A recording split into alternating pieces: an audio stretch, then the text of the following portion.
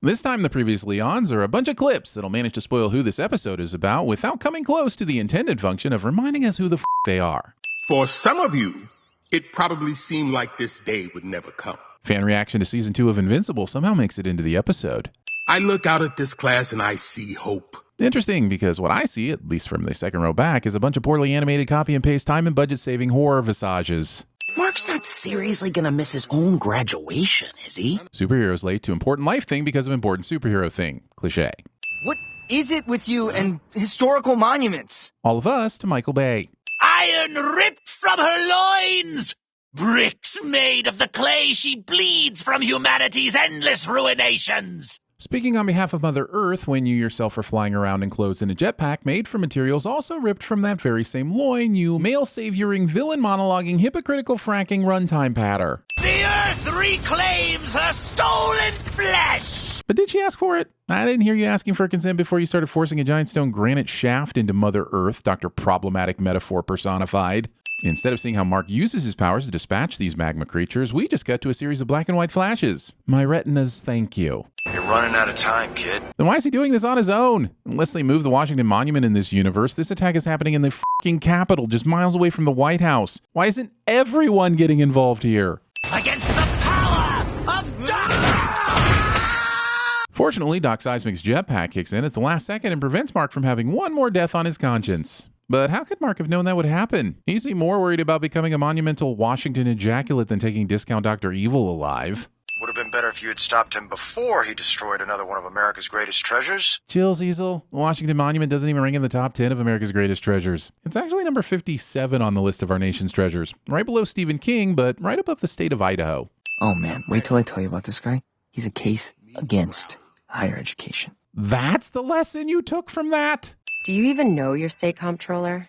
I don't even know what a state comptroller is. William would be the state comptroller at TVSins, right?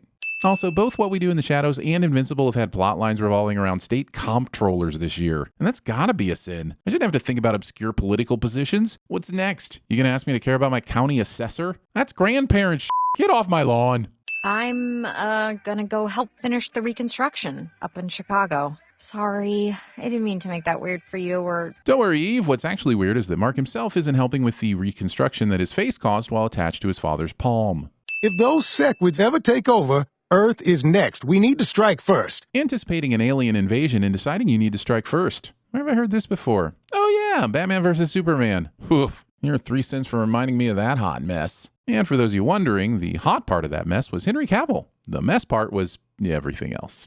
But it's been months, and quite frankly, Livingston, this is the U.S. Space Administration, not therapy. It's been multiple months, and they're only now talking about therapy for these poor astronauts. I thought this was supposed to be fiction. That bulldozer's tracks aren't animated, but it's still moving. You thought we wouldn't notice, but we did. Okay, Eve changes the atomic structure of garbage to make all these items. I'd buy that, but where does the running water from this fountain come from? Running water needs a constant source to keep running, so where's it all coming from? Did she pull up water from an underground spring? Connect this to a city pipe? I need to know.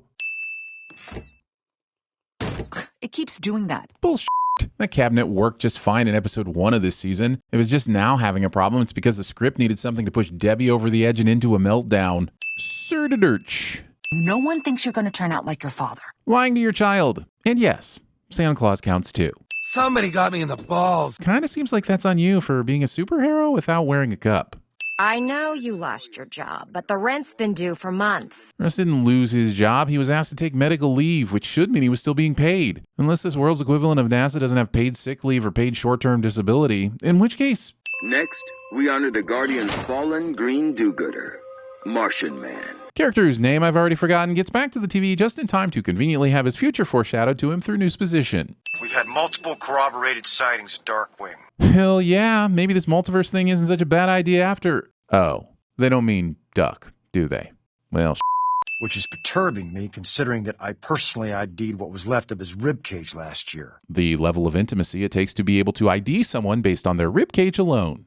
That's why you're Employee of the Month, kid. No, Mark. Don't fall for the Employee of the Month scam. Did you learn anything from Squidward? Employee of the Month is a useless title managers use to get you to work harder for no extra money. Midnight City. Been a virtual no man's land since the Midnight Magician cursed it back in '02. And it's just been left there for 21 years? Was it already called Midnight City, or did it change its name? Oh, this discount WandaVisioning is eventually going to be covered in a spin-off prequel or some shit, isn't it? Darkwing was at my 12th birthday party, so I'm pretty sure he doesn't kill people. Assuming someone isn't a murderer just because they attended a 12th birthday. There's nothing to say Ted Bundy never enjoyed the occasional Chuck E. Cheese outing. You hear them too? Huh? The voices. I do. They're saying, what exactly is the point of this very obvious Batman ripoff? My predecessor developed this exoskeleton to help even the field against those like you. And how did said exoskeleton hold up against the last Viltrumite he fought? Welcome to the Shadowverse. But I hope you like it. Because you are never leaving. A threat you'd have been able to deliver on if you'd chosen to deliver on it instead of gloating about it. I meant what I said about looking out for Mark. No dangerous stuff until he's ready. You sure about that? Seems like Mark almost got banished to an alternate dimension full of shadow demons that eat people. The only reason he got out was because Darkwing was stupid enough to duck back in and mock him. Boom! 2 Darkwing Duck references in one video. Let's go! Donald? Oh, for Feige's sake. They're discount agents of elding their discount agent Coulson, aren't they? Mom, why didn't you say something? You know I can help out. Earlier, Eve turned pine cones into beers, and I figured that was because her atom rearranging powers had to have some base material to start from. But she summoned this food and fruit out of literal thin air. And if she's literally using thin air particles to create them, why did she need to f around with the pine cones earlier? Why didn't you tell me? Maybe you should have asked instead of flying off to God knows where doing God knows what. Eve is a teenager and you're a grown-ass adult. It isn't her responsibility to check in on your financial problems. Every scene with Eve's father reminds me how, collectively, Nolan is a better dad. The writers chose this apple as a symbol of Eve's powers, so we definitely know everyone in the scene was a gold-plated asshole. Whatever this lasagna/layer cake/potential season 3 antagonist dish is supposed to be. You're late. How the f could he be late? You only just told him about this f***ing meeting, Cecil. Turns out the Atlanteans are sore about Omni-Man murdering their king Aquarius. Is this episode seriously just an extended previously on wrap-up clip show? Because I don't remember anyone giving a f*** about justice for the fish guy we knew for all of 5 seconds. Atlantean law dictates that his sentence falls to his next of kin, you. Fun fact, several states put spouses ahead of children on the next of kin rankings. So here's a sin for not giving us a more interesting storyline by having the fish people abduct Debbie to pay the price for Omni-Man's crimes. Instead, it'll be Mark, and we know he's not in any danger because he's the main character. But Debbie, she can die at any time. I can't marry a fish. I have a girlfriend. Reducing an intelligent people who built an underwater empire to being no more than fish. Not this bullshit again. I'm not doing another me. The only bullshit around here, Rex, is you claiming you wouldn't do another you. Out of all the Guardians, I'd rank you most likely to do you. If Loki didn't have a chance to resist himself, what the hell makes you think you'd be able to? Welcome, son of he who slayed my husband. Quick question, how is Mark hearing any of this? Also, why does Tatiana Mascali have mammary glands? She's a fish, right?